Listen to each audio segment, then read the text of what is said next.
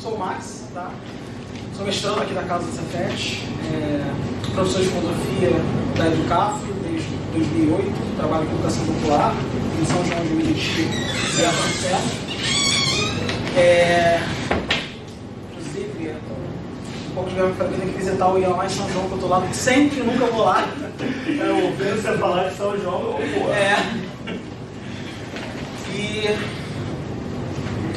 Estava esse professor da rede privada de ensino.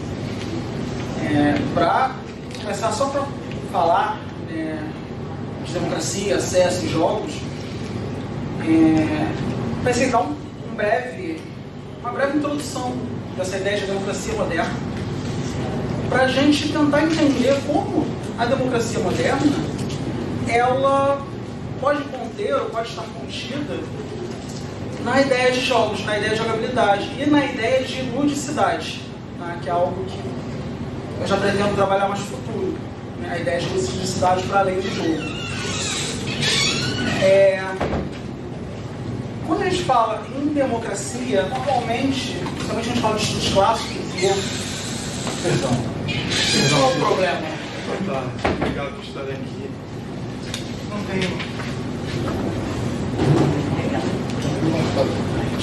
Só tem o controle ali embaixo, mandar o sinal. Quando a gente fala de democracia, a gente pensa em estudos clássicos da minha área, né? Eu sou formado em filosofia, estou fazendo agora formação em pedagogia pela UERJ.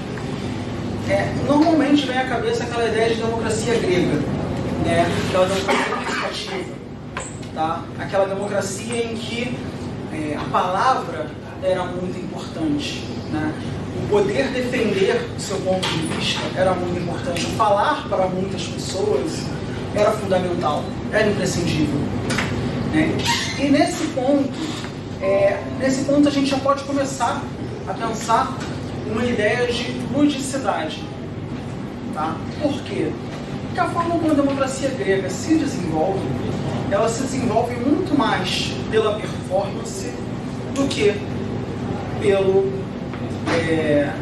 pela razão propriamente dita, embora o berço da dita razão ocidental seja a Grécia clássica. Ora, essa ideia de performática já inclui dentro de si uma ideia de ludicidade, tá? Isso é visto, inclusive, no próprio Noziga fala isso, tá? Da ideia de ludicidade na Grécia Antiga, né? A ideia da disputa argumentativa. Mas isso é um conceito clássico. Obviamente, todo mundo sabe que a democracia moderna ela foi refinada, ela não é mais assim. A gente não aceita mais performance de político, né? Né? Concordem? Ora, a democracia moderna ela é filha do iluminismo, né? E aí chega o ponto principal, né? Boa parte do meu trabalho ele trabalha essa ideia iluminista.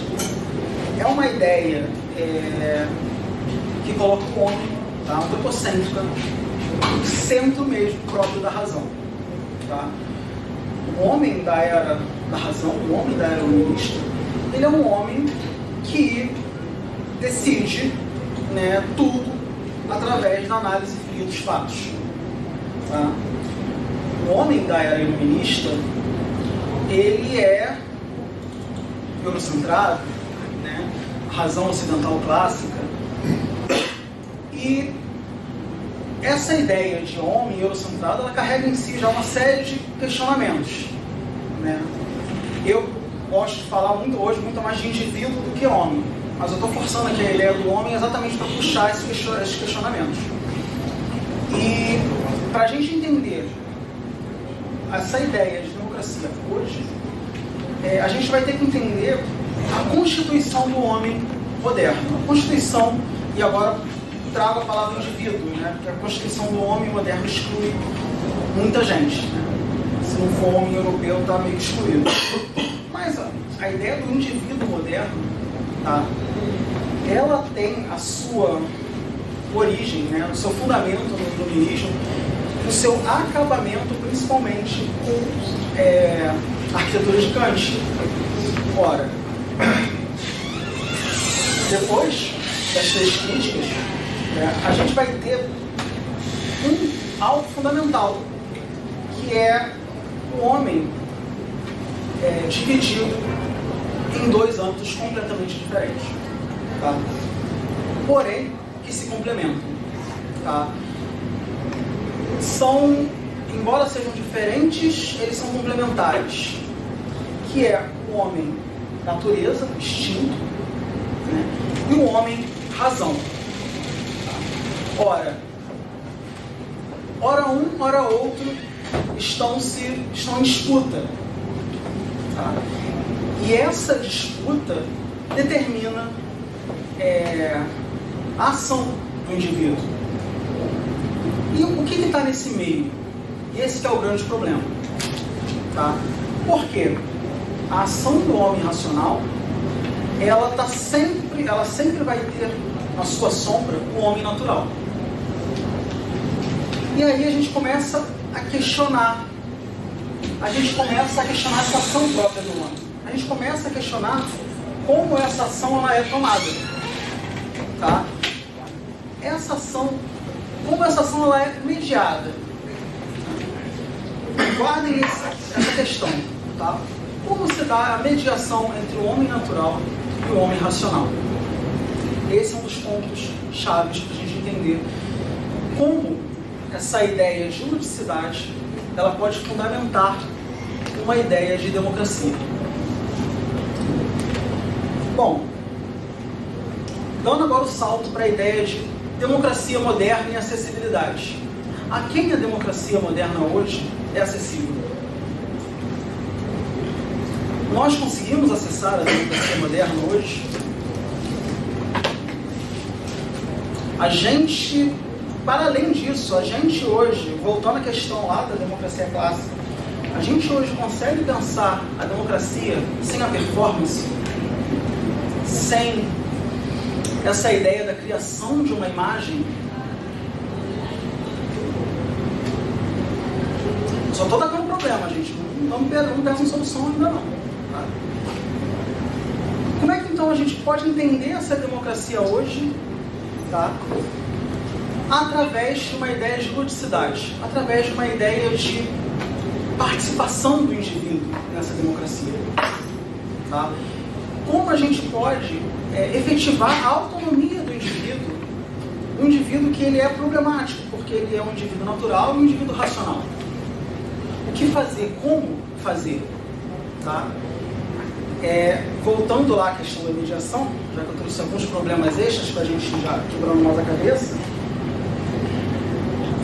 um pensador posterior a Kant, chamado Schiller, ele vai pegar essa ideia da crítica da faculdade de julgar de Kant e vai desenvolver essa contradição, essa aparente antinomia, de uma forma em que ele vai trazer o conceito de ludicidade, que ele vai chamar de impulso lúdico, para mediar essa ação do homem, tanto racional quanto a ação do homem natural.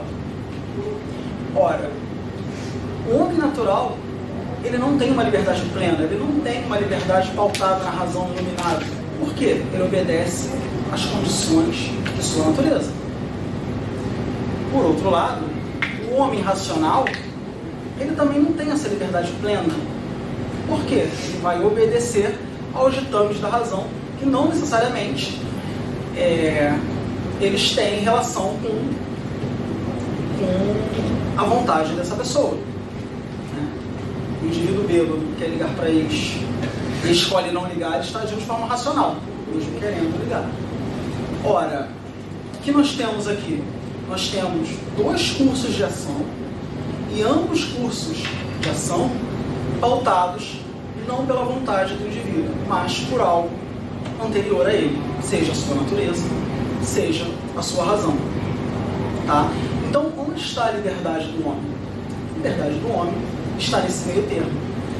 E aí vai estar o que o Schiller vai chamar de impulso lúdico, que é o quê? A ludicidade, por ela ser a ludicidade, o jogo, a brincadeira, por ela ser gratuita, por ela ser livre, até mesmo de convenções sociais gerais, né?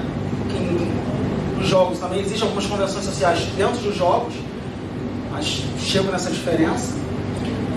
As convenções sociais do jogo, elas são convenções de escolha do indivíduo. Ora, o jogo, então, tá, o lúdico, ele funciona como um início de uma autonomia, de uma liberdade, tá, distante tanto do homem racional, distante também quanto do homem natural, né? É essa ludicidade que vai garantir a autonomia.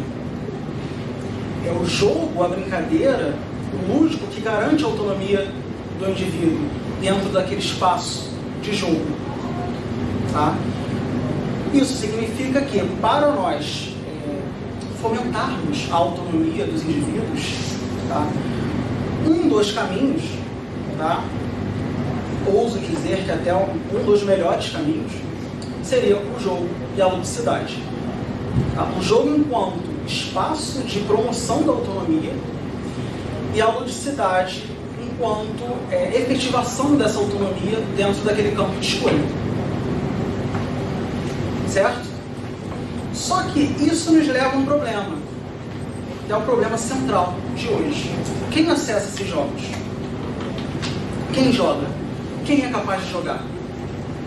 Quem pode jogar? Quem pode se dar ao luxo de ter autonomia hoje? Numa realidade intercapitalista, talvez, em que a pragmática ela é a geração de valor de capital e não uma criação de valor humanístico. Tá? Quem pode se dar ao luxo de jogar hoje?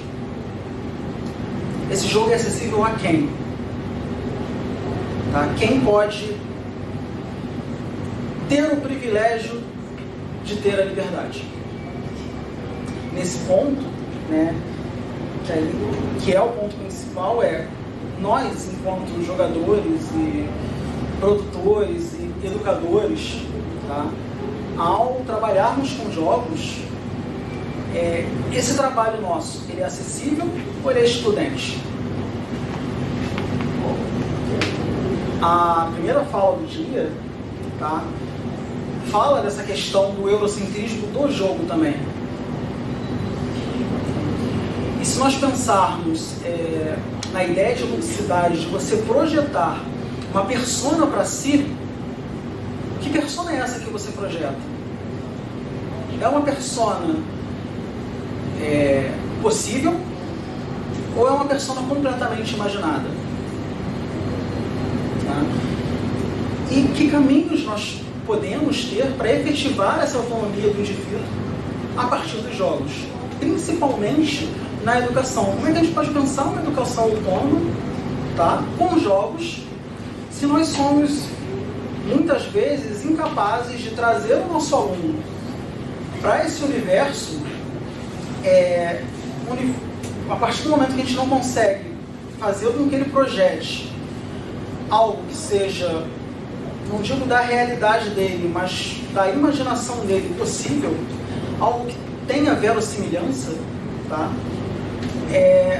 A gente acaba excluindo esse indivíduo.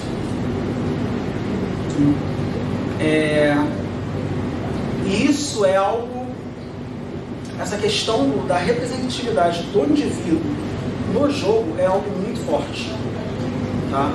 Um exemplo que eu pensei, estava estudando principalmente a evolução de jogos de videogame, né, e eu me deparei uma coisa, principalmente nos jogos que eu joguei, nos arcades, na década de 90. Quantos personagens protagonistas negros em jogos de arcade beat'em up nós temos? Se ocorre algum a vocês? Por outro lado, isso é uma lembrança minha, jogos como Sunset Riders, que é um jogo de faroeste beat'em up, que você vai atirando nos bandidos, né, como lá, e vai caçando, né, os bandidos perigosos. O personagem mais popular, e isso eu falo com a referência anedótica, porém era um sentimento geral. O personagem mais popular que todos jogavam, que todos queriam jogar, era um mexicano extremamente característico. Aí a gente passa para um outro mais popular ainda, que é o Cadillac and Dinosaurs. O mais popular era o Mustafa, que era o único personagem negro. Então, assim, há uma... Isso é muito mais uma percepção minha própria como jogador do que um estudo fundamentado, estatístico. Mas essa percepção, ela me diz o seguinte, tá? Que personagens próximos à realidade individual, personagens que eu posso ser, são os populares. Tá? E essas referências culturais, elas são tão fortes e elas são tão significativas que eu consigo estabelecer, inclusive, alguns tipos de padrão de pensamento a partir da afirmação desses símbolos. Né? E o exemplo que está na minha cara agora é ela, uma tatuagem. Eu reconheço esse símbolo, eu entendo, a partir do reconhecimento desse símbolo, eu entendo uma série de questões próprias dela. Isso é muito forte, isso é muito significativo. Então, ao pensar, ao escrever jogos, a gente tem que pensar sempre em quem nós estamos representando nos jogos. Tá? Quem nós estamos... a quem esse jogo vai servir, ou a qual propósito esse jogo vai servir. Tá? E hoje, aí já falando no aspecto mais econômico, tá? O jogo é uma realidade que cada vez mais veio para ficar. Eu estava vendo dei uma pesquisada essa semana, até para cá, em questões da economia, da grana que o jogo ele movimenta. Tá? Eu achei um site britânico que fez esse levantamento e, segundo esse site, eu não consegui esmiuçar os dados, não vi como eles fizeram, mas, de uma maneira geral, jogos, tá, videogame, tabuleiro, em 2018 movimentaram algo em torno de 134 ou 39 bilhões de dólares.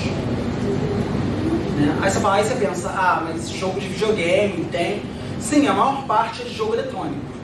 Jogo eletrônico e smartphones. Porém, 10% desse faturamento foram de jogos de tabuleiro, jogos analógicos. A gente está falando de uma coisa na ordem de 13 bilhões. E 13 bilhões é muita grana. Então, assim, é uma realidade que veio para ficar. Se ela veio para ficar, a gente tem sempre que se perguntar a quem ela serve. Por que ela serve? Tá? Porque essa ludicidade que o jogo possui, ela afeta o próprio entendimento da realidade do indivíduo que joga. Isso é muito sério, isso é muito forte e é necessário mesmo nós pensarmos que tipo de jogo nós jogamos, quem nós queremos trazer para os jogos.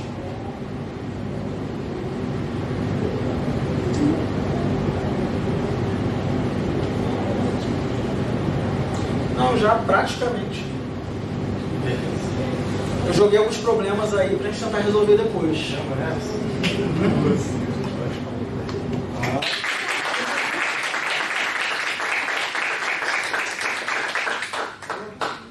Bom,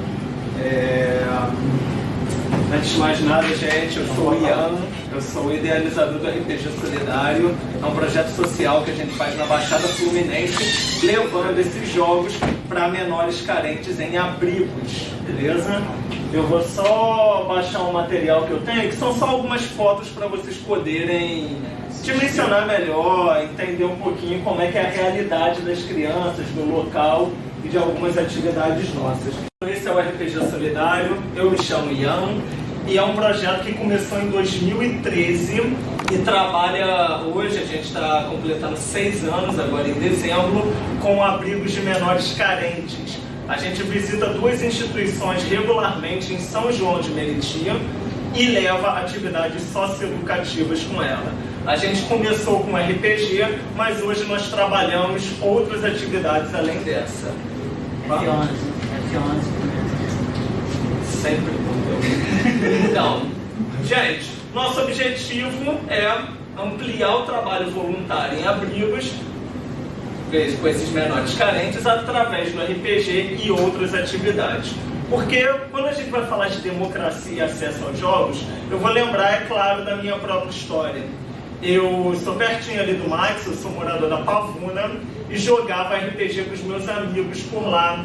Molecada, todo mundo da Pavuna também, e usando RPG de Xerox, porque era o que a gente conseguia ter acesso na época.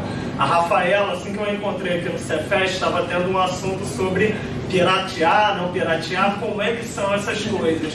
E se não fosse essa forma de pirataria que era a Xerox, a gente não teria acesso a RPG. Simples assim. Então, se eu e Ian, que vem de uma condição até boa, moro bem na Pavuna, né, porque a Pavuna que é mal, gosto de lá, não troco a Pavuna, mas se ali naquele local, durante a minha infância e adolescência, já era um acesso complicado, vocês imaginam um menor dentro de um abrigo para chegar até o RPG, ou o contrário. Não chega. Simples assim. Só para quem, caso não conheça a realidade, os abrigos hoje eles não são orfanatos, a gente não está falando mais de órfãos, são menores protegidos pela justiça, crianças que estavam em situação de risco com seus responsáveis, seja negligência, porque os pais às vezes são viciados, seja violência excessiva contra aquela criança, ou até mesmo abuso sexual. O Conselho Tutelar recebe uma denúncia e, conforme a investigação, eles tiram a criança daquele ambiente que oferece um risco a ela e a colocam num abrigo. Abrigo esse que está cheio de outros menores que vieram também de situações de risco. Então você pega um abrigo que está caindo aos pedaços, coloca um monte de menores em situação de risco, sem suporte educacional, emocional, psicológico. É melhor porque ali não tem aquela violência, eles têm comida todo dia, por obrigação eles têm que estudar, tem algumas atividades ali, mas não há um suporte a respeito de todo esse passado traumático que eles têm. Então eu levo o RPG, comecei levando o RPG para tentar suprir o máximo que eu pudesse com aquilo ali. Porque dentro de um abrigo você vai ter situação de violência entre eles, dominância, ou no caso, quase sempre das crianças que foram abusadas, elas são mais reclusas, elas não gostam de falar, elas não conseguem se entrosar com os outros, e o RPG foi essa solução que eu encontrei para promover uma socialização mais harmoniosa entre eles e entre elas, porque é um abrigo masculino e um abrigo feminino. Beleza. Trabalhando com esse RPG, eu também levava doações na época. Brega, que está comigo desde o início dessa carreira, lembra que a gente juntava quilos de arroz, quilos de feijão, essas coisas. Só que hoje em dia eu não trabalho mais com doação, porque essa não é a real necessidade dos abrigos. Essa molecada pode não comer uma carne de primeira todo dia, mas nem eu comia carne de primeira todo dia. Então, eles têm comida sim. O que falta lá dentro é afeto, atenção, alguém para conversar com eles, alguém para trocar uma ideia de, cara, esquece essa ideia do tráfico, pô, esquece isso de suicídio, não é o melhor caminho para você. Esquece, no caso de menina, que é muito comum, esquece isso de morar com um cara de 40 anos que está tentando seduzir uma menina de 14. Você tem que fazer teu próprio caminho, você tem que estudar, você tem que trabalhar. Enfim, é esse trabalho que falta lá dentro. E o RPG, e além de outros jogos, que a gente hoje também trabalha jogos de tabuleiro e outras oficinas, foi o que permitiu a gente a ter uma porta de entrada para eles, um acesso a eles. Porque se você já chega ali, com o pé na porta, querendo conversar, você vai ter uma resistência muito grande. Então o que permitiu com que eu pudesse depois sentar e ouvir seus problemas foi ter trabalhado uma atividade lúdica com eles primeiro. Ter divertido, jogado, brincado, se estressado, enfim. Todo esse desenvolvimento com eles que os jogos me deram é que hoje me permite poder aconselhar mais profundamente na vida de cada uma dessas crianças e poder tentar ajudá-las nesses problemas. Beleza? Aqui eu trago algumas fotos, gente, para a gente conseguir entender um pouquinho melhor, né, como é que é a realidade deles, os jogos que nós fazemos. A gente leva uns lanches também, conforme for à disposição até dos outros voluntários. Porque quando a gente fala de RPG e de acesso, vocês lembram que o objetivo do RPG não é só mudar a vida deles, mas também mudar a vida dos voluntários. Porque, cara, eu venho de uma religião espírita que ela prega a caridade como um exercício pessoal, uma coisa para você fazer para si e não ficar exaltando a Deus no mundo que você faz, que você é melhor por isso. Sim, porém, eu fazendo a ação sozinho, faço muito menos do que em coletivo. Então eu busco sempre usar o RPG Solidário para convidar mais pessoas para participar. Porque às vezes nós temos 15, 25, 30 crianças lá dentro e eu não consigo dar conta. Então eu estou sempre convidando mais e mais pessoas para participarem do RPG Solidário e me ajudar a dar conta disso. Especialmente se essas pessoas têm experiência em educação. Eu sou publicitário, formado em comunicação, tenho uma expertise boa para divulgar o projeto. Mas para trabalhar com eles eu uso unicamente minha experiência pessoal. E o ideal é que a gente pudesse ter cada vez mais gente preparada, sejam psicólogos, sejam educadores, sociólogos, para que a gente consiga fazer um trabalho mais efetivo de transformação ou de suporte à vida dessas crianças. Então, a gente trabalha bastante com essas atividades recreativas, que é o RPG, jogos de tabuleiro. Às vezes faz algumas coisas para as meninas, como cursos profissionalizantes, menina que quer ser manicure, menina que quer ser cabeleireira, desde essas profissões de base até levar coisas um pouquinho mais elaboradas. Agora a nossa primeira visita de dezembro, a turma de Química da UFRJ vai lá para fazer uma palestra sobre, olha molecada, isso aqui é Química na faculdade, isso aqui é trabalhar com Química. Não é essa complexidade que vocês pensam, é legal, tem esse caminho, tem aquele, quem quer trabalhar com Química? Ou, como a gente já levou também, uma turma de teatro que falava o que é trabalhar com teatro, o que é ser ator. Então a gente busca também essa parte de oficinas profissionalizantes para que essa molecada tenha um suporte quando sair dali. Porque a gente ajuda o máximo que der dentro do abrigo até os 18 anos. O que acontece quando eles fazem 18? São chutados para fora do abrigo. Por lei, um abrigo não pode manter uma criança ali. Há exceções, mas não é o comum. Então, se a maioria dessas crianças vem de uma situação de risco, fica ali até os 18 anos e sai dali sem nenhum suporte, estudo, curso profissionalizante, emprego, para onde é que ela vai voltar? Para a situação de risco. Vai voltar para a família onde ela tinha os problemas, para o cara que tem 3 vezes a idade dela, para o tráfico, drogas.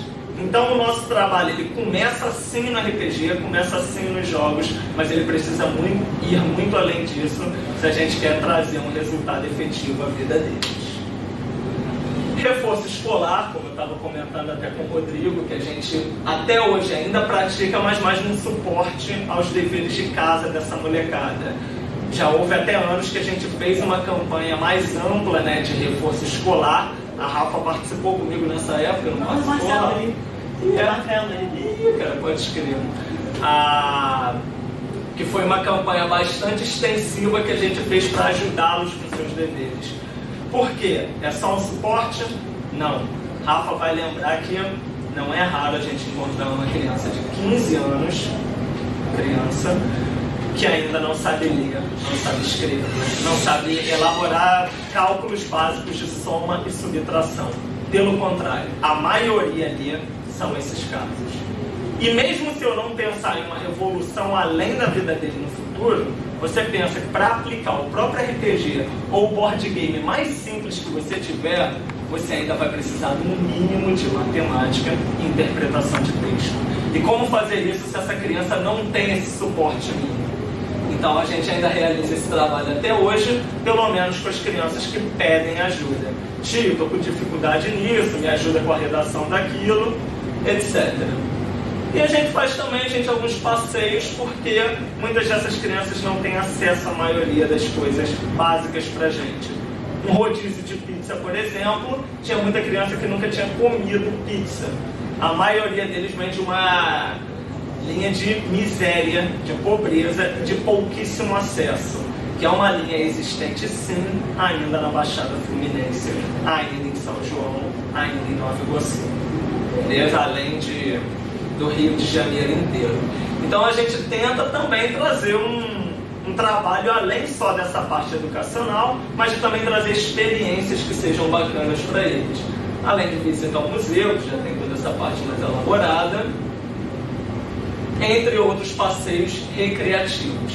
Aqui só uma fotinho de quando a gente ainda cuidava dessa parte de arrecadação do abrigo e o evento que a gente organiza no final do ano. Pois é, né? Aqui o brega. Esse é um evento que a gente organiza ao final de cada ano, sempre em dezembro. A edição desse ano ela vai ser dia 15 de dezembro. Quem quiser participar, seja bem-vindo. Dessa vez ela vai acontecer no próprio abrigo das crianças, beleza? Que tem um espaço bacana lá que vai oferecer um suporte bacana pra gente. Ok, a gente tem esse evento de final de ano que ele serve mais para reunir a galera, agradecer todo mundo, ter um dia bacana com a molecada e falar sobre as atividades que foram desenvolvidas naquele ano e no próximo. Mas nossas atividades não se limitam aqui, como vocês viram. A gente tem 2 visitas mensais a esses abrigos, ao qual qualquer um de vocês podem participar, tá bom? Quem quiser participar, quem tiver interesse, fala comigo ou procura o RPG Solidário nas redes sociais, que lá tem um calendário de visitas e é só você me mandar uma mensagem para participar. Bom, aqui mais algumas fotos de eventos com narradores, pessoal, molecada sendo pintada também para entrar no personagem, ali é uma tentativa de Mario Bros. Além da própria organização. Quem quiser nos achar ou quem quiser falar comigo, pode anotar o contato. Gente, fazendo essa introdução básica do que é o RPG Solidário, eu vou me aprofundar um pouquinho mais no acesso e democracia. O Max falou um tema muito interessante, que é representatividade. Hoje ele tem um corpo muito interessante no RPG Solidário. Quando eu comecei com RPG com eles, eu levei o RPG mais básico que tinha. Fantasia medieval, D&D, Old Dragon, essas coisas. E qual é a ideia da fantasia medieval? Um cavaleiro branco, louro, de olhos azuis, numa armadura reluzente com sua espada e escudo. Que pra mim, gente, que já vi Senhor dos Anéis, não, mas tantos filmes dessa área, tantos filmes dessa área é uma coisa comum, é uma coisa tranquila. Mas para eles, gente, quando eu falava ali durante a narração, vocês viram um orc, vocês viram um goblin, vocês viram um dragão, eles não sabiam o que eram essas criaturas. Quando eu falava, você tem uma armadura assim, sabe a armadura medieval? Eles não tiveram esse mesmo senso. Então eu comecei a imprimir várias imagens e fichas, tanto dos monstros quanto dos personagens. E essa imagem de personagem que eu vou ter na internet é sempre do louro branco de armadura, do mago barbudo branco, etc. Um dia eu achei uma imagem de Pathfinder que era um homem negro numa armadura medieval. E imprimi assim, legal, representatividade aí. Teve briga para ver quem ia ficar com aquela ficha para ser o personagem dele. E naquele dia, uma coisa que talvez para vocês seja muito simples, muito óbvio, para mim só caiu a ficha ali. Depois de, 3 anos fazendo RPG ali, mensal. Caramba, tem alguma coisa aí. Eu comecei a questionar, cara, o que eu estou trazendo para eles? Cultura medieval fantástica. É legal? Claro que é. Mas eu posso fazer mais do que isso. E eu tenho uma raiz muito interessante, que minha família é descendente nordestina. Eu amo o Nordeste, amo a música, a cultura do Nordeste. E eu parei para pensar, cara, dá para adaptar muito fácil o Nordeste a esse RPG. E eu comecei a fazer isso com eles. Ao invés de eu ter aquele monge asiático, cabeça raspada, eu tenho um capoeirista. que é o mesmo conceito, se vocês forem pensar em matéria de jogo, alguém que usa seu corpo como arma para se defender. Se eu for pensar no guerreiro, eu troco ele pelo cangaceiro, pelo jagunço. O clérigo é aquele pregador, Antônio Conselheiro. E aí eu fui fazendo as trocas e fui trazendo um cenário nordestino para eles. Inclusive a Rafaela me ajudou a desenvolver bem no iniciozinho. Enfim, hoje eu trabalho com esse cenário com eles. A gente tem um jogo próprio chamado Covas e Calangos. Eu uso essas cartinhas aqui, esse materialzinho e outros que também foi a Rafa que fez. Graças a Deus no RPG Solidário eu sempre tive muitos voluntários comigo, porque eu sozinho não conseguia. Então, se ele está chegando agora no sexto ano, é pelo apoio do Brega, pelo apoio da Rafa, de uma rede de contatos incríveis que tem. E você falou que o Mustafa era o personagem favorito da galera. Você consegue adivinhar qual é o personagem favorito deles, entre boiadeiro, cangaceiro, esse pregador que é meio Antônio Conselheiro? Capoeirista. Toda mesa, se eu vou ter 5 jogadores, se eu vou ter 6 jogadores, pelo menos 2, no mínimo, querem ser o capoeirista. Porque ele é a síntese, a ideia, a força de um homem ou de uma mulher negra, que também tem capoeirista dentro, não? E representando também uma ideia de liberdade, uma ideia de revolta contra o sistema. Então, nesse jogo em que eles vão conhecer personalidades históricas, desde o próprio Antônio Conselheiro, João Grande, João Abade, tantos nomes conhecidos do sertão, além das criaturas folclóricas, a gente também tem uma representatividade com eles. Pois, como vocês viram nas fotos, quase 100% das crianças que estão ali são negras e boa parte deles, assim como eu, também tem uma descendência, uma história de família vindo do Nordeste. Então, o trabalho que eu posso trazer hoje de um acesso ou de uma visibilidade melhor para eles é esse trabalho que o Covas e Calangos está fazendo com essa molecada no abrigo Criança Feliz, que fica em São João de Meriti. Quem quiser participar, tá aí o contato. E mais importante, quem quiser fazer um laboratório lá, tem essa possibilidade. Ian, eu sou educador, trabalho com gamificação em matemática, trabalho com gamificação em outra área. Estou criando um jogo e quero testar. O RPG Solidário, os abrigos, tanto masculino quanto feminino, tem essa abertura para a gente poder levar um jogo para trabalhar e ver como é que isso se desenvolve entre crianças de uma realidade completamente diferente da nossa. É um teste para você saber se seu jogo está acessível a uma molecada dessa realidade ou se ele só está acessível a alguém da sua realidade. Tem essa abertura porque a gente tem um relacionamento ótimo com a instituição.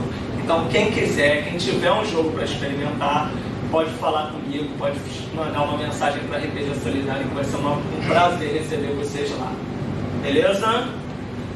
Bom, isso acho que era o que eu tinha para falar. Se alguém tiver alguma pergunta, ou é no final as perguntas? Vou deixar no final. Não, fechou, gente. Muito obrigado.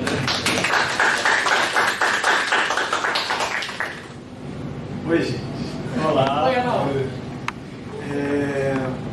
Vamos começar, pode passar aí. Eu não sei se eu sei ser tão bom no tempo. Vou tentar. Primeiro eu preciso me reapresentar, quem não me conhece. Sou Arnaldo, sou pedagogo e sou terapeuta. Por enquanto ainda ganho a vida como terapeuta, tenho a profissão de mais de 20 anos, mas a educação sempre foi uma grande paixão para o grupo. E inventei, depois de um momento de estabilidade da minha vida, falei, já criei meus filhos, já tenho minha profissão, vamos fazer o que a gente gosta, vamos fazer o que a gente acredita, eu quero trabalhar com educação. E aí lá fui fazer pedagogia no Exército, Instituto de Educação, e acabei me metendo nesse grupo aí, que é o Grupo de Pesquisa de Identidades e Saberes Docentes. Eu me meti nesse grupo fazendo uma proposta para ele.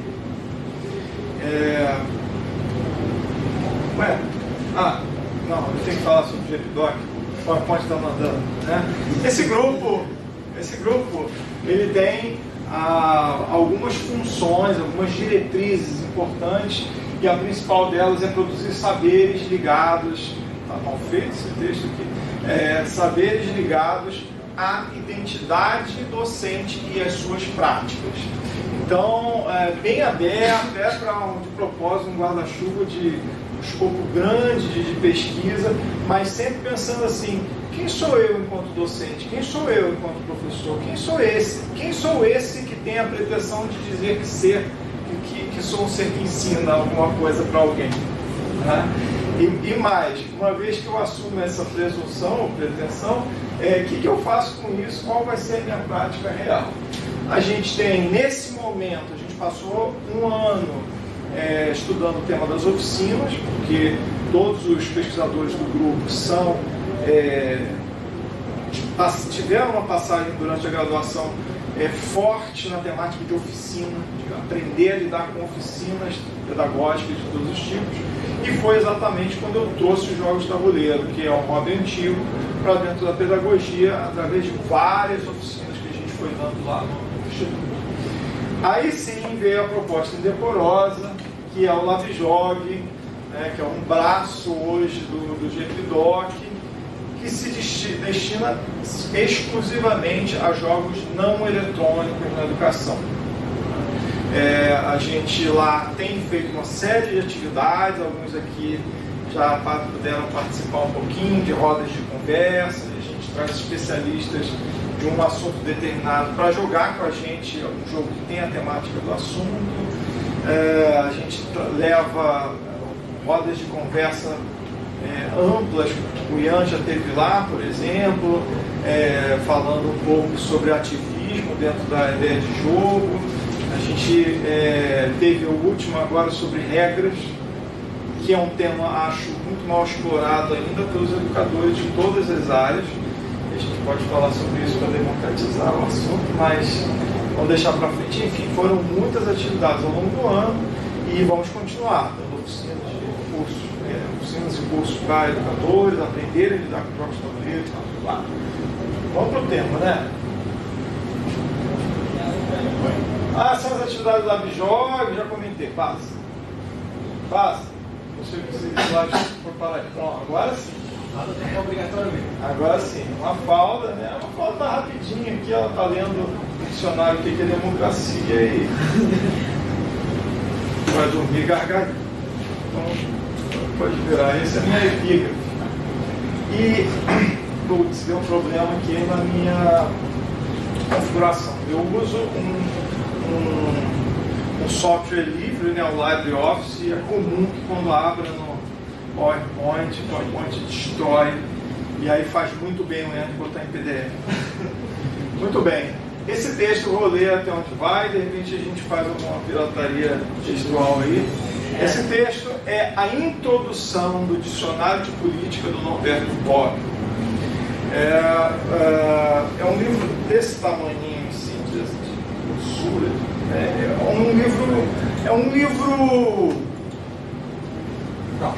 um livro consistente mesmo, para quem quer entender ciências sociais e políticas. Eu acho que é um ponto de partida fundamental. E aí ele começa praticamente com isso aqui.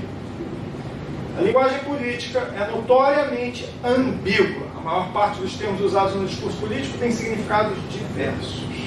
Essa variedade depende tanto do fato de muitos termos terem passado por longa série de mutações históricas.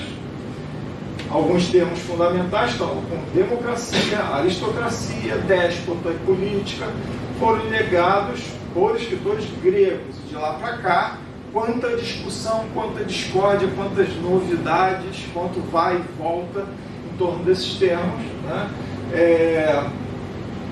E aí, a circunstância de não existir até hoje, esse livro é de 1989, é uma ciência política tão rigorosa que tenha conseguido determinar e impor de um modo unívoco e universalmente aceito o significado dos termos habitualmente mais utilizados, incluindo a democracia.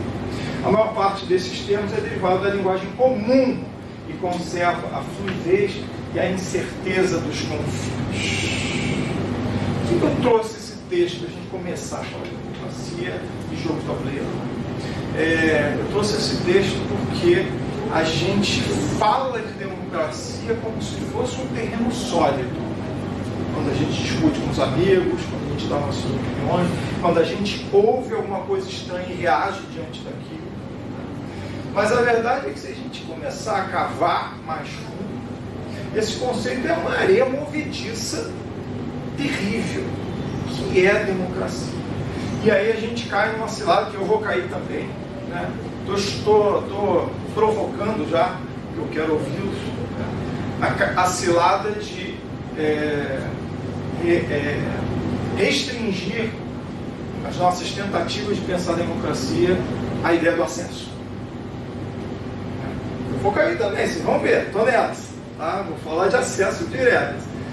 Mas será que é só o acesso? De que acesso a gente está falando, e aí eu vou muito ali no que o Marx falou. Vamos lá.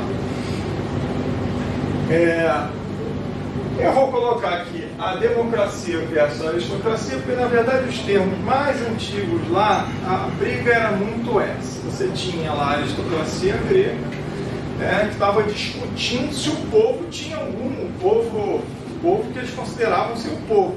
E, por exemplo, escravo não era povo, mulher não era povo, tá? Se o povo livre tinha um direito e principalmente a capacidade de se autodefinir, né, enquanto um corpo coletivo. Então, botei eles dois e risquei a aristocracia, porque para fins da nossa conversa será mais útil trocar a aristocracia por elite. A gente vai ver por quê. Elite traz embutida a noção de privilégio, aquele pequeno grupo que tem, poucos têm. A soberba da elite faz acreditar que o que é raro é bom, e ser raro e ter o raro é bom. Só que se todos têm o raro, deixa de ser raro. Então não pode todos ter. Ou ser, vamos lá.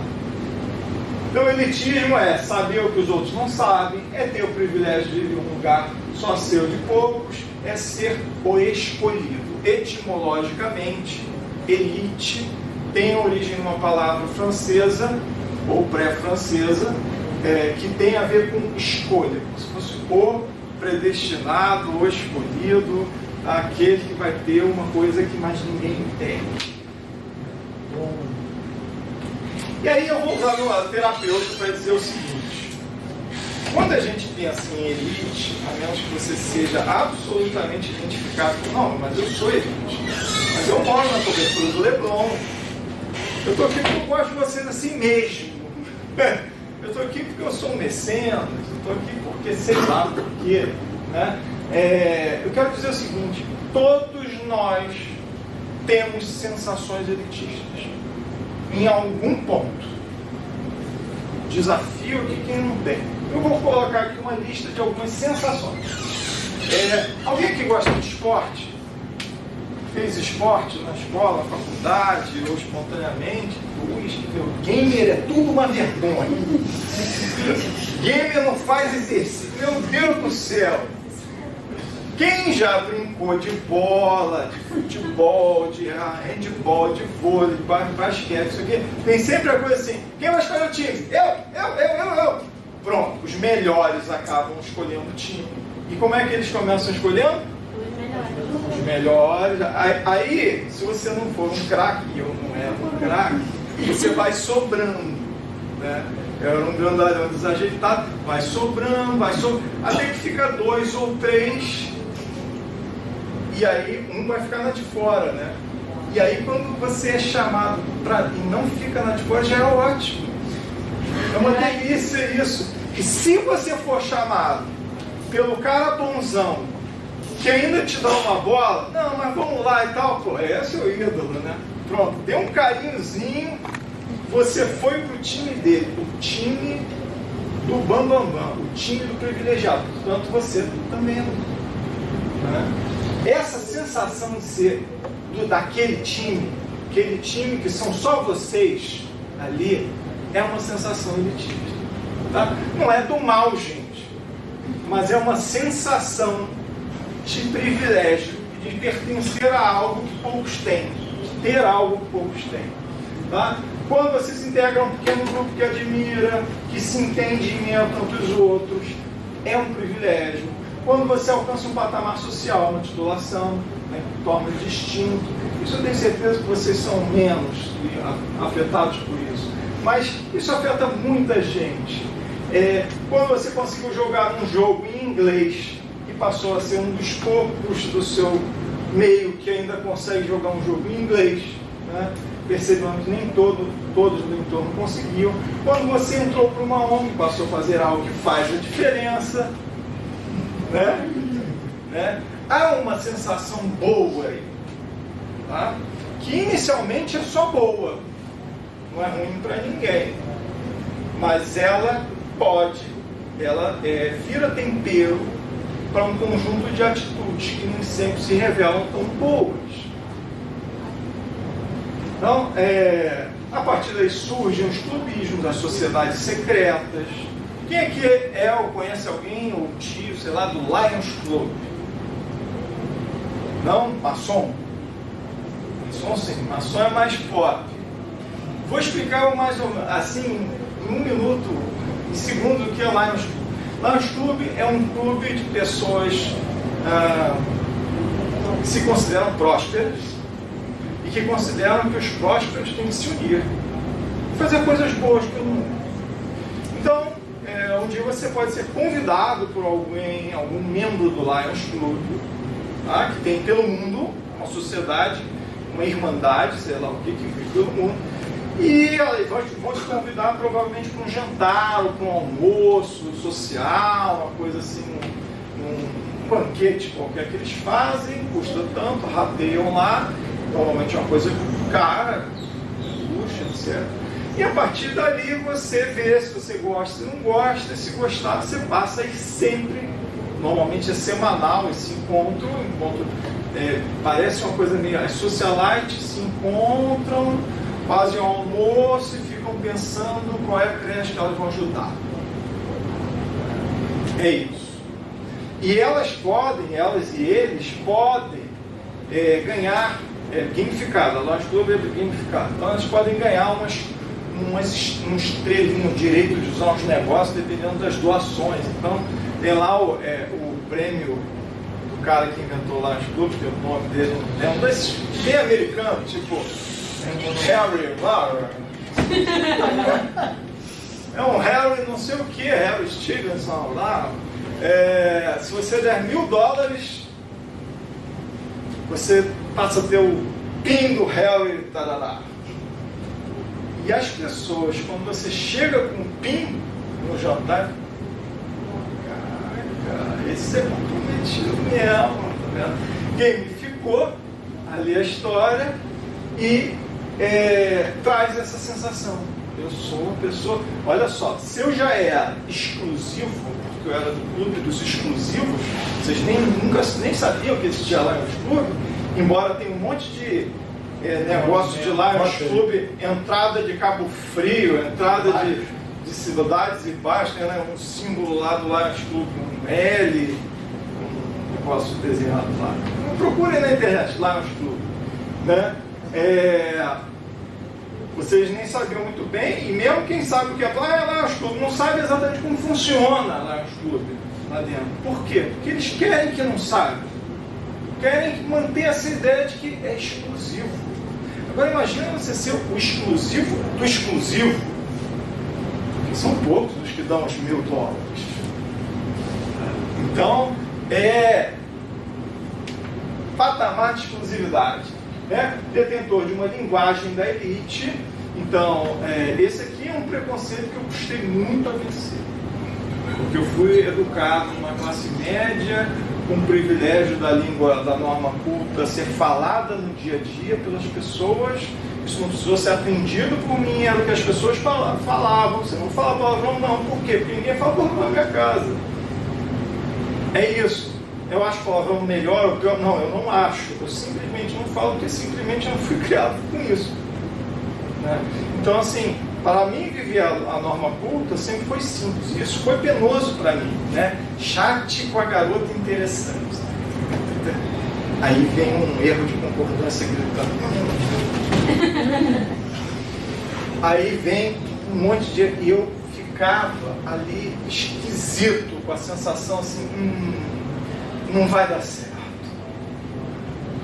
Graças a Deus, eu não preciso mais ver isso no caso, graças a Deus, eu não consigo mais me sentir afetado, incomodado por qualquer tipo de diferenças no uso da língua portuguesa.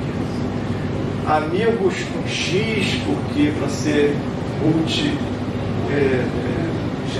multigênero, o uso de diferentes formas aí de concordância. A língua está viva, a língua, se a gente falar, tentar se escrever a língua de 100 anos atrás, eles iam dizer: ô, mané, não sabe farmácia com PH? Né? Então, assim, acabou isso. Graças a Deus eu estou me deselitizando, talvez esteja me descolonizando, né? Pegando aí a linguagem que o pessoal está usando. Vamos virar. Mas essas são sensações elitistas. É difícil a gente não viver um pouco isso de vez em quando. Agora, é interessante até ainda na questão da linguagem, vou acabar passando, que é a minha linguagem do meu grupo, que vai a Madureira lançar um charme, é uma linguagem muito própria, cheia de termos, de expressões que não são do cotidiano. E quando vem uma pessoa que usa uma outra linguagem qualquer, não importa se é mais culto ou menos culto, isso até é muito relativo, né? Mas o que importa é, você tem a sensação de que está na linguagem certa, a linguagem que aquele grupo fala, e, portanto, o grupo maior, que é o resto, vamos dizer assim, de certa maneira está sendo excluído ou colocado abaixo de você. Isso é sensação elitista. E a sensação elitista, ela força muitas vezes comportamentos elitistas. Tá? Em geral, ocorrendo reservado, então você vai falar lá, pô, mas fulano, né? Não sei se ele manda bem, fala meio errado, tal. Estou usando de propósito o mesmo exemplo, mas a gente poderia usar muitos momentos em que a gente, em off, eu com ele, falamos do Pedro rapidinho. Pedro tinha que fazer uma dietinha, não acha? Não. Fala, Pedro.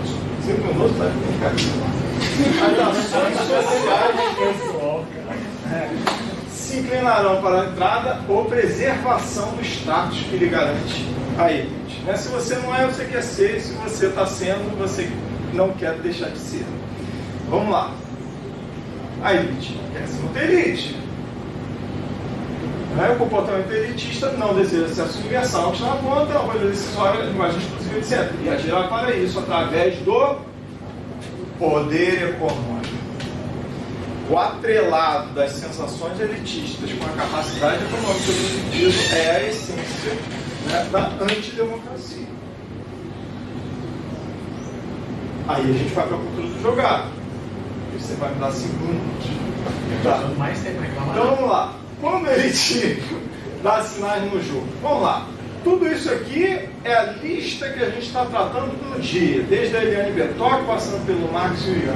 Eurocentrismo temático, jogo moderno, né? Vamos fazer um aerogame, vamos acabar com os ataques diretos um contra o outro. Mas a gente vai botar uma fazendinha inglesa, né? Uma fazendinha alemã, né? Com pessoas de macacãozinho, né? Ouro, chapéuzinho, nas representações artísticas, no perfil de jogadores, especialmente mostrado na comunidade virtual. É claro que a gente vai entrar numa Boarding Arena, num site de jogar tabuleiro eletrônico. A gente já filtrou muita gente que não tem acesso a isso. Não tem acesso porque não conhece, não tem acesso porque não consegue. Né? E no preço, obviamente, dos jogos modernos versus o poder de compra da população. E assim, sim, o jogo reduz o acesso, ele reduz a compreensão e, portanto, reduz a crítica. Né? Quando ele perde isso aqui, o jogo começa a deixar de ser jogo, gente. Ele começa a virar passatempo. Sabe por que ele deixa de ser jogo e vira passatempo? Porque é condição de jogar. Marx já falou do Huizinga, todo mundo fala do Huizinga, vou falar também.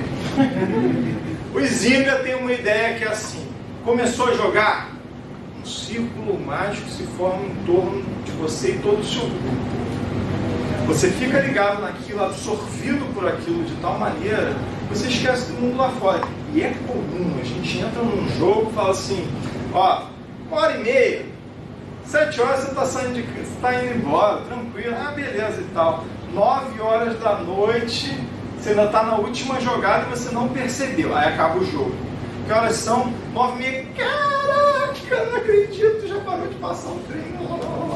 Né? Então assim, por quê? Porque o mundo mágico do círculo, ele opera numa relação de tempo-espaço que é diferente da realidade. Porém, porque a realidade do círculo mágico é mais simples e tem diversos espelhamentos com o mundo de fora, quando você sai do círculo mágico e vai para a realidade, os processos de raciocínio que você efetuou ao longo do momento do jogar, eles vão servir para você pensar em novos caminhos para a sua vida. Tá? Então, se você reduz o acesso à compreensão que vem e, enfim, à crítica, você tem uma perda da conexão mágica. Porque a conexão mágica, ela, de certa maneira, compreende que você vai levar para o mundo de fora aquilo que você viveu do lado de dentro. Tá? Portanto, vira um passatempo. É diferente a situação. Passatempo é um outro entretenimento lúdico, mas não é a mesma coisa que jogo. Tá? Vamos cuidar. E eu vou fazer um case aqui, porque só os dinossauros podem fazer cases baseados na própria história de vida. Né? Antes de 1980, eu estou falando de 1986, a primeira vez que eu joguei RPG na minha vida, Dungeons and Dragons. 1986 era relativamente novo, até mesmo nos Estados Unidos. Quem é que jogava Dungeons and Dragons no Brasil? Quem? Um garotão americano, adolescente, um garotão adolescente brasileiro que foi fazer um intercâmbio nos Estados Unidos, aprendeu a jogar RPG lá e chegou com um livro para brincar com seus amigos na Zona Sul, né? Não é isso? É isso. E aí eu fui privilegiado, que era primo do cara do Leblon. Um dia eu estava na casa do primo e o primo do primo estava lá com o seu Dungeons and Dragons e me bota pra jogar. Eu falo, cara, isso é a coisa mais legal que eu já vivi na minha vida. Mas ele fala, cara, D&D, o D&D, você não fala pra ninguém que jogou. Mas por quê? Não, porque, pô, isso aqui tem que ser nosso, né? Já pensou se todo mundo joga isso por aí? Aí eu começo a descobrir que outras pessoas que frequentam os bons bairros também jogam RPG e também não contam a história secreta da origem da RPG. Aí um dia, era federado de basquete no clube e tal, um belo dia, um cara ouve eu falando que eu tinha conseguido uma caixa do Dungeons and Dragons. E aí ele falou assim, você sabe o que é RPG? Não sei não. Caraca! Que maneiro! Pronto, virei um cara com seguidores. Porque eu tenho um Dungeons and Dragons. Então assim, essa época ela foi marcada por isso e mais. Quando as pessoas começaram a pensar não, vamos fazer uns eventos, vamos chamar outras pessoas e tal, houve um movimento de resistência. Traduzir. Você estava falando, Ian estava falando assim, geração Xerox? Geração Xerox é minha. É a minha geração Xerox do livro em inglês, que eu ficava traduzindo com o dicionário. Porque não existia em português e muita gente não queria que existisse. Sabe, Visconde de Mauá, Maromba, Cachoeiras, Delícia, asfalto ou não asfalto? Quem é de lá quer que asfalte ou não? Não. Por quê? Dificultar o acesso. Preservar as belezas, dificultando o acesso. Será que tem alguma alternativa mais interessante? Natal de buraco fundado. Bom, mas a questão política que está por trás disso ela é muito complexa. Aqueles que são de lá querem se defender, querem manter e tal. Aqueles que não são de lá e conhecem as belezas querem vivenciar as belezas, né? Agora, quantas cachoeiras têm um uso público que a gente tem em Mauá? 3, 4? Quantas existem lá? Todas em propriedades privadas, onde você não tem acesso. Esse é o nosso mundo. Público, aquilo que é fácil, a república, né? Que é a terminologia, república, ela é escassa para todo mundo. E aí a gente tem que ficar mendigando cachoeira, né? Quando tem, ou era para ter. Você já está em 27 minutos. Ai, caceta, não perguntem. Pronto, me pergunta lá fora. Muito bem. Então, beleza, olha só o que acontece. Quem jogava? Jogava quem sabia inglês. Jogava quem conviveu com quem fez intercâmbio. Quem foi aos Estados Unidos, foi a Disney, botou a orelhinha. Quando viajar para fora era bem mais caro, muito mais caro do que hoje. Não tinha parcelar em 15 vezes, tá? Não tinha subsídio decolar. Chamava poucas pessoas, formando uma sociedade secreta. Aí o que acontece? Para a elite do RPG não murchar, o que acontece? Você é um garotão. Você é um garotão e você vai crescer, vai entrar na faculdade, vai começar a ficar difícil jogar RPG. Sempre acontece. Né?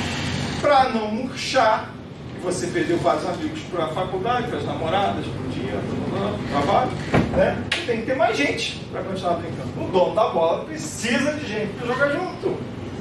É aí que começa um movimento de liberação. É aí que surgem os primeiros entusiastas a querer popularizar RPG, né? E aí surgem os primeiros a querer produzir e depois, então, os primeiros a querer produzir. Isso é um processo, né? Cheio de resistências. Produzir demanda de mercado, tem que ter muito mais gente, né? Aos poucos essa massa infiltrada, tal ingrediente, vem o boom do RPG, surgem os jogos genuinamente brasileiros, as propostas educacionais com o RPG se populariza, não dá para dizer para todos, tá? Mas ele se populariza à base de muita crítica. Aí vem o Magic. Se a gente estava falando de 80, pula 10 anos 90 vem o Magic. Que eu queria muito que o Rodrigo Jacó, que vai dar uma oficina amanhã, estou fazendo o jabazinho dele, tá? Oficina amanhã de uso de Magic the Gathering na escola, tá? Ai, na minha escola jogava muito. Então ele quer usar isso de forma educativa. O Magic, ele é um jogo elitista? É uma pergunta. Vamos virar. O caso de Magic se aplica, primeiro, quando ele começa também a história das cartinhas em inglês, e quando começam as traduções, o pessoal xingava as traduções. Tá? Tinha gente que dizia assim, você está com a carta do português, não joga com você, só joga com cartas em inglês. E porque o cara resolveu que o Yellow Bird vai virar o canário real, sei lá o que, o tradutor quis, e o outro não gostou e pronto, deu ruim, né? Na verdade, a crítica da tradução, da má tradução entre aspas, é muito mais uma defesa ao seu elitismo do que uma noção real de que a tradução foi bem ou mal feita. Reclamação com as traduções, jogo que não se empresta, e isso é um problema dos trading card games, tá? Isso é meu. Não é uma caixa que você pega e ó, tá pecinha aqui, pecinha aqui, pecinha aqui, pecinha aqui, vamos jogar? Não, é meu deck, meu baralho. Você tem o seu? Então tá, a gente pode jogar. Esse é o problema. Porque suscita os sentimentos elitistas que a gente falou antes. Meu deck, carta rara, tem aquela carta Black Lotus.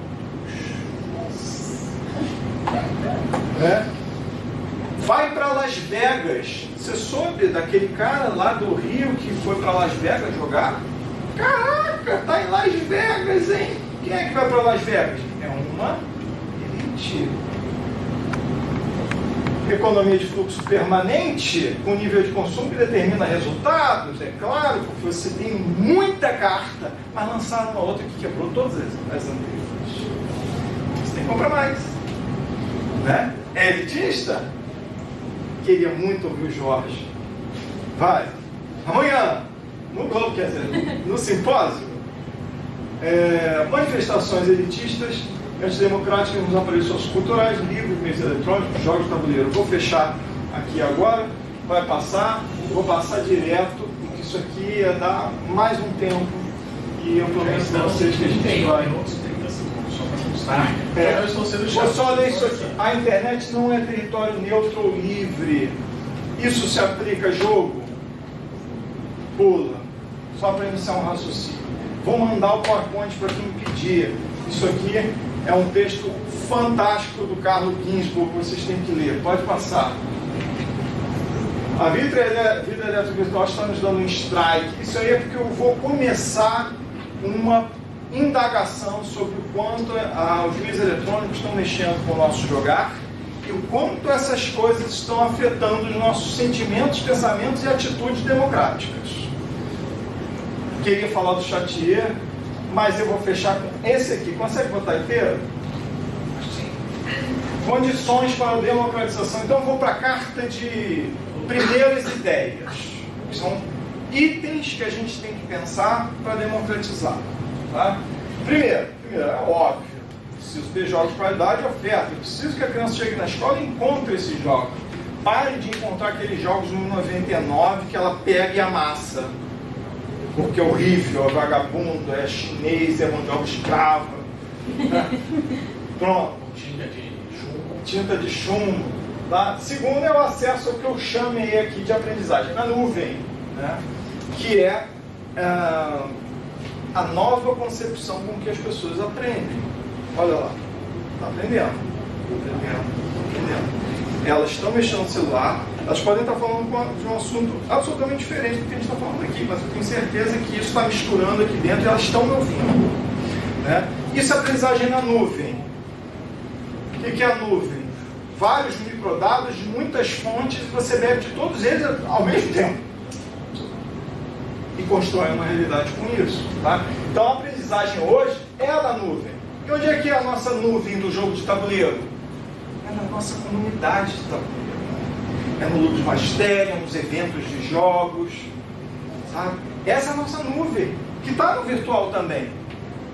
A gente precisa entender que se a gente quer que a criança comece a democratizar, ela precisa começar a aprender jogo na nuvem. Essa nuvem de pessoas físicas e ou virtuais. O domínio dos elementos do jogar, a gente falava sobre isso na aula que a professora Ana, que está aqui, sou um privilegiado, estava dando no Pedro II, sobre jogos na educação, em sala de aula.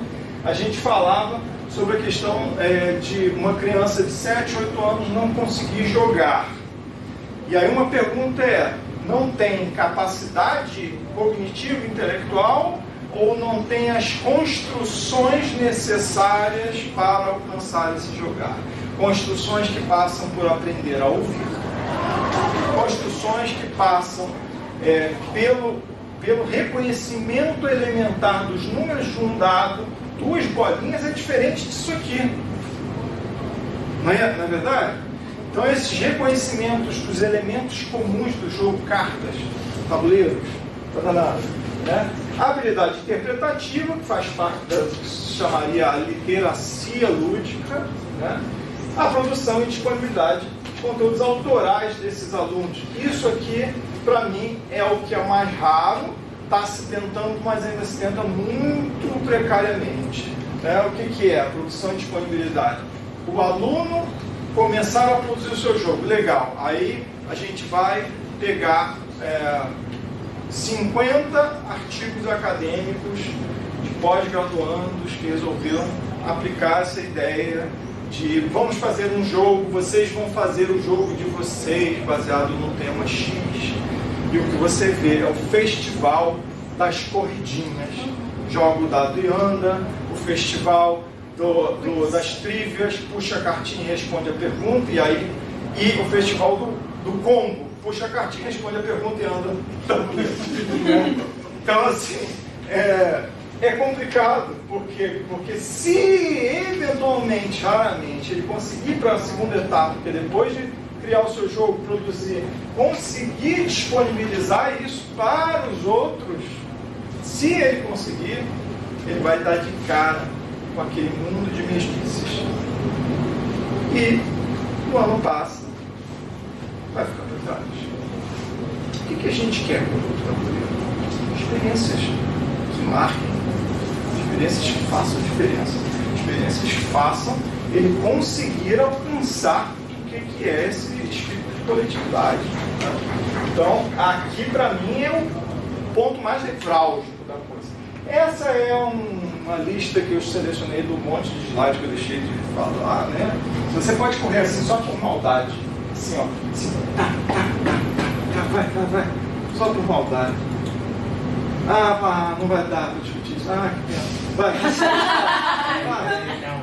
Não dá. Poxa, vai. Reclama lá que você tá quase 40 minutos de aula. Vambora. Acabou, gente.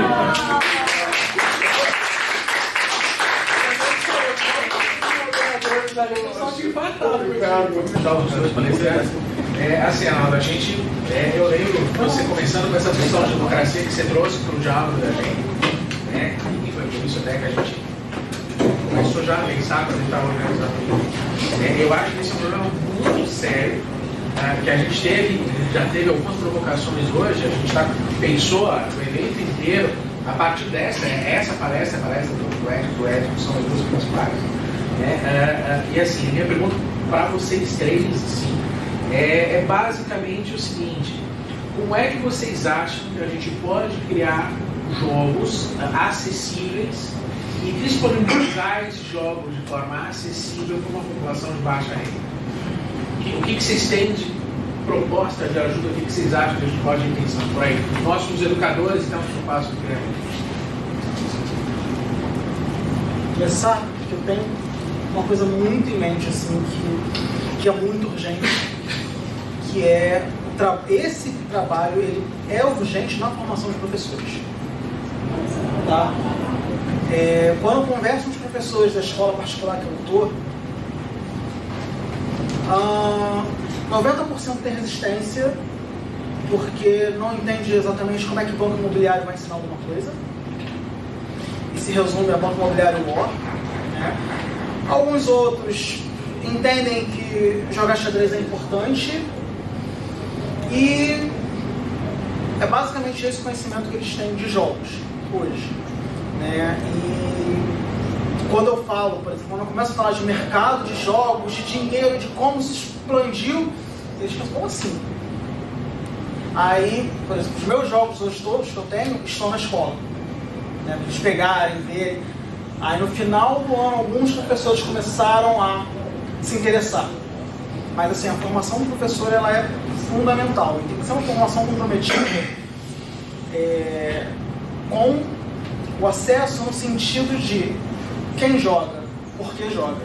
Né? Isso é um dos pontos fundamentais. Assim. Além das ações de popularização do jogo. Né? Sair um pouco dessa aristocracia do jogar e ir pro... talvez a coisa fique legal quando jogar um jogo de tabuleiro seja tão comum quanto pegar uma bola e ficar brincando de um driblar o outro. Então talvez esse seja o ponto, assim, o objetivo de não com o jogo como um fim, somente o jogo, mas como uma possibilidade. Que além de jogar bola, além de jogar ping-pong, totó, que tem na escola, eu posso pegar um tabuleiro e jogar, posso, sei lá, pegar um xadrez e jogar, Bom, eu trabalho com essa parte de educação, o máximo de experiência que eu posso contribuir é que hoje eu estou desenvolvendo esse jogo com temática nordestina para eles. Esse jogo ainda não está pronto, pelo contrário, ele está sendo criado com eles, as histórias, os personagens, as vivências. E assim que eu terminá-lo, eu não sei quanto tempo isso vai levar, é meu dever disponibilizar ele para um acesso livre, especialmente porque a minha ascendência nordestina. Eu não sou nordestino. Então eu não posso ganhar um título ou até mesmo um tipo de lucro, mesmo que não seja em dinheiro, crescendo minha imagem em cima desse tema. Eu tenho que deixar ele acessível, não só para as crianças que eu atendo, mas também para o nordestino. Mesmo que eu não conheça ele, ele precisa ter esse acesso. É muito difícil num país que hoje vive uma onda violenta de discursos em torno de uma palavra chamada empreendedorismo,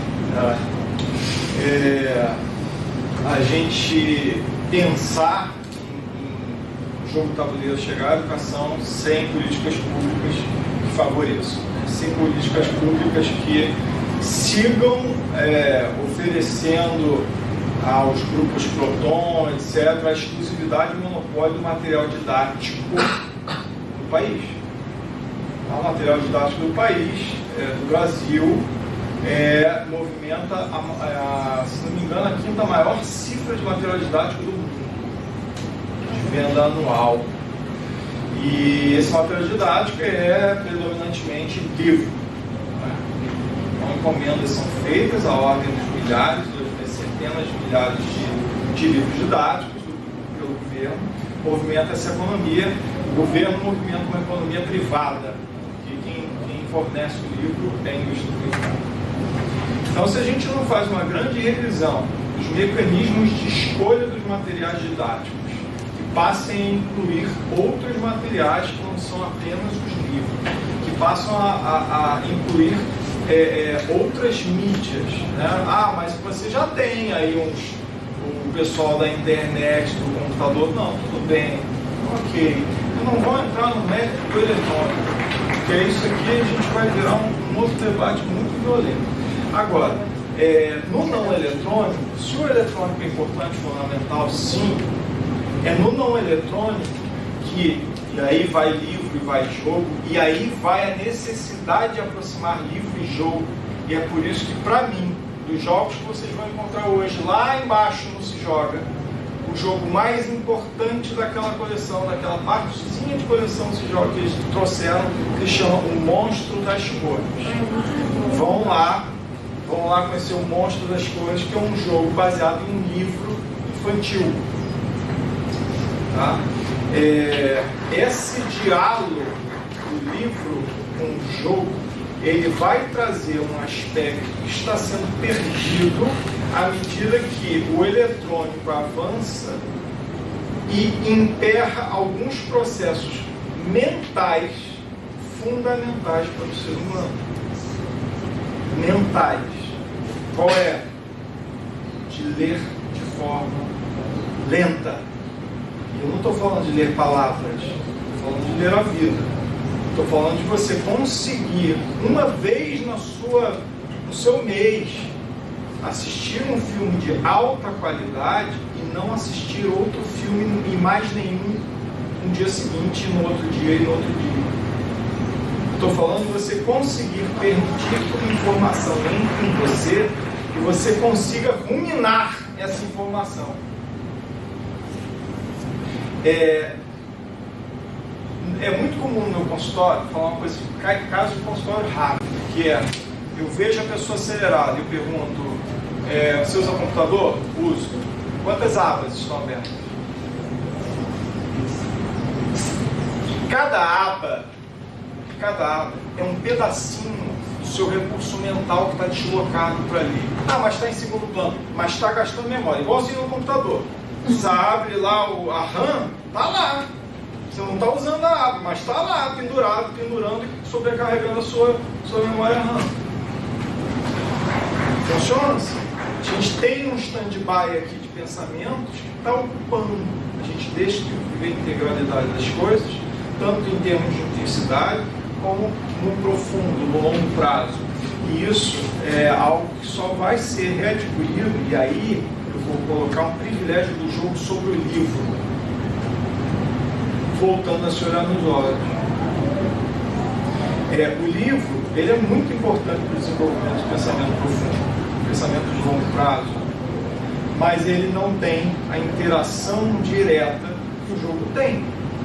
E essa interação direta, na verdade, é um degrau primário e anterior ao próprio desenvolvimento do pensamento literário, pelo próprio desenvolvimento da criança. O que ela faz primeiro? Ela aprende a brincar, ela começa a aprender a jogar e aí ela começa a aprender a ler. O processo é esse, existem degraus. Então jogar, ele prescinde esse estado. Por isso, a gente não pode falar em como é que a gente vai trazer o jogo de tabuleiro como uma atividade educativa para os pobres, sem falar de uma política pública. Agora, por que ela não é implantada? Porque falta pressão nossa. Por que falta? Porque eles estão aos poucos conseguindo implantar a ideia da porcaria do que chamam a uberização. Eu sou um empreendedor. Eu perdi todos os meus direitos trabalhistas, mas eu sou um empreendedor. Né?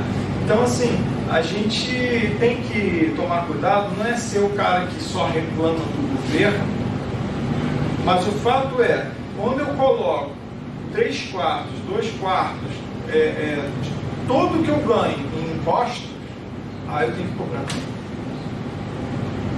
Estou pagando para isso acontecer. Claro que eu tenho que cobrar. Então, me parece que a gente tem que fazer realmente uma reivindicação mais incisiva para que a gente tenha o jogo de tabuleiro entrando com mais força aí. Acho que o caminho pode ser até menos árduo do que se imagina, se a gente usar os instrumentos do lúdico. Quer ver uma coisa? Eu atendo uma pessoa que é de ONG de bike. O movimento de bike, de ciclomobilidade, eles já entenderam como funciona. Então eles se juntam, eles fazem uma vaquinha e já mandam alguém para Brasília, para bater na porta do cara e dizer: você sabe o que é ciclomobilidade? Olha, tem muito deputado, tem muito senador que não tem a menor ideia. Não é que o cara é mau ou não é mau. Ele não tem nem ideia do que é, menos ainda que aquilo pode ser bom para alguém. Menos ainda que aquilo ali é mais barato do que outras coisas que ele está fazendo e apoiando. Né? Então eu acho que a gente ainda está na fase, a gente nem está na fase tanto de só reclamar, a gente ainda está muito na fase de apresentar, sabe? Nós temos que apresentar isso para essa gente. Não tiveram acesso ao jogo, não. A população não teve, a população que está eleita lá, em parte, é a mesma população que está aí, que também não conhece. Nós temos que apresentar o jogo de tabuleiro para eles. A gente tem que conseguir se infiltrar ali, mostrar, botar eles para jogar, botar eles para rir. E quando eles acabaram o jogo, eu falo assim: como é que a gente faz isso? Eu tenho certeza que a gente consegue. É isso. Mais alguma pergunta? Eu queria perguntar, vocês falaram bastante do acesso, assim, mas como pensar o jogo também como um instrumento para se pensar a democracia? Você pode falar? O meu é mais rápido, o jogo dessa vez é mais eu prometo. Quando eu comecei a escrever, eu escrevo como se eu estivesse falando. E aí me veio muito essa coisa de assim, eu quero jogar para democratizar, eu quero democratizar o jogo, eu quero democratizar através do jogo. Essa é uma pergunta bem importante, porque às vezes a gente só quer realmente que as pessoas consigam poder utilizar o jogo, etc. Mas talvez eu esteja menos preocupado com aquilo que realmente é importante, que é que atitudes de jogo favorecem os raciocínios democráticos. E aí eu acho que a gente tem plano para mão, que eu quero ouvir o Arte. 6 minutos para o plano. 6 minutos, sempre. Perdão. Bom, preciso falar isso há algum tempo, estou querendo dar uma olhada no jogo eletrônico chamado Democracy, né? Que ele é um simulador de democracias. Eu fiquei, preciso comprar um computador, como puder, para poder ir na Steam e comprar esse jogo como puder. E eu vi parece, aí também essa semana eu vi rapidamente o Markenhagen, produtor do Vampiro, né, do White Wolf, fazendo uma resenha, mas eu não parei para ler. Eu estava fazendo outras coisas, sobre um jogo de democracia que me pareceu, pelas imagens, uma alocação de recursos. Você tinha o style, a burocracia, saúde e tal, aí você ia alocando, né? Você falou isso, eu lembrei desses dois exemplos. Será que simulando a democracia é uma possibilidade? Ou será que talvez dando para o aluno, simulando essa democracia em loco no aluno, fazendo com que as suas decisões em sala de aula se convertam em ações do professor? Por exemplo, trabalhar, vocês querem uma prova tradicional ou uma prova alternativa? Uma avaliação alternativa? Como a gente vai fazer isso? Vocês querem botar, sei lá, 5 minutos de conversa, 5 minutos de tempo livre e o resto da aula normal, ou vocês preferem a aula toda normal? Dar esse poder também, fazer esse empoderamento, também eu acho muito importante para o aluno, para que ele internalize isso, tá? E da maneira como vai fazer, aí volta aquela minha questão, né? Como a gente vai trabalhar o lúdico de maneira a fazer com que ele projete uma imagem na qual ele queira alcançar e ele consiga se apropriar dos meios para isso, né? Porque a importância de trabalhar com o lúdico é saber trabalhar essa apropriação no aluno, tá? Sei lá, e aí é uma coisa que eu tenho pensado muito, se o marketing consegue fazer com que nós queiramos nos apropriar dos seus produtos, por que nós não conseguimos fazer a criança querer se apropriar de uma espécie de herói, de um outro destino? Como é que a gente não consegue mudar isso? Como é que o marketing muda a gente não consegue mudar?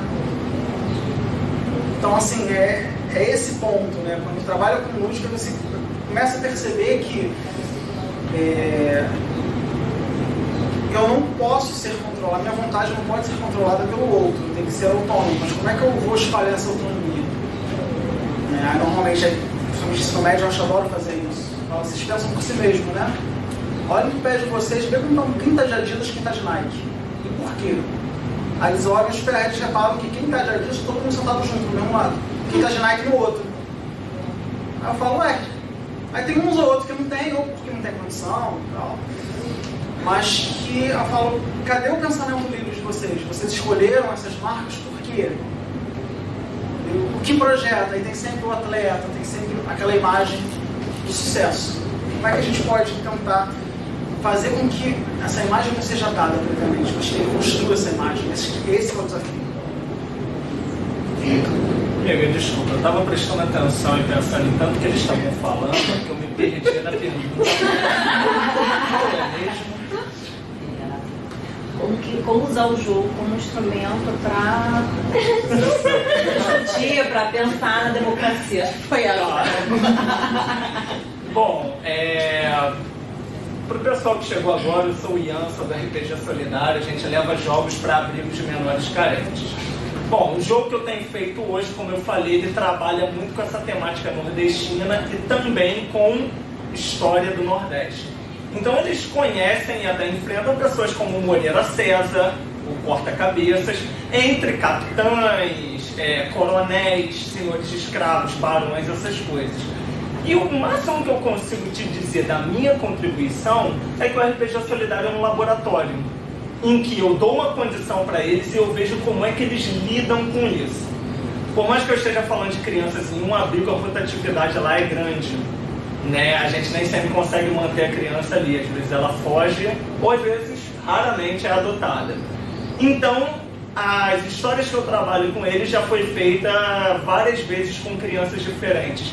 E é muito interessante ver as vertentes diferentes que eles tomam.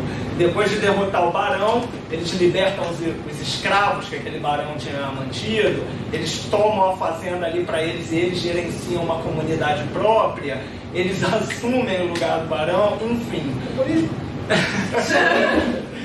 A gente já jogou com eles algumas vezes e até em outros eventos também com voluntários. Então, o máximo que eu posso dizer que pelo meu projeto que eu consigo é criar um laboratório de experiências com essa molecada para ver as escolhas que eles tomam dentre aqueles personagens, capoeiristas, jagunços, boiadeiros, mandingueiros e afins. E querendo conhecer, bem-vindo. Bom laboratório. Eu lembrei uma dica de jogo para quem já conhece esse jogo, é o jogo Cuba. Cuba é um jogo antigo, veio depois do Puerto Rico. E tem muita coisa de Puerto Rico nele, em termos de mecânica, mas ele tem uma história de você alterar as leis e dos jogadores votarem como aristocratas, votarem nas leis ali cubanas, alterando e causando benefícios a uns e malefícios a outros. Função do mercado, né? Função do mercado. Claro que não é para jogar dizendo assim que você deve ser, viu? Mas é exatamente para botar em xeque esse tipo de atitude mesmo.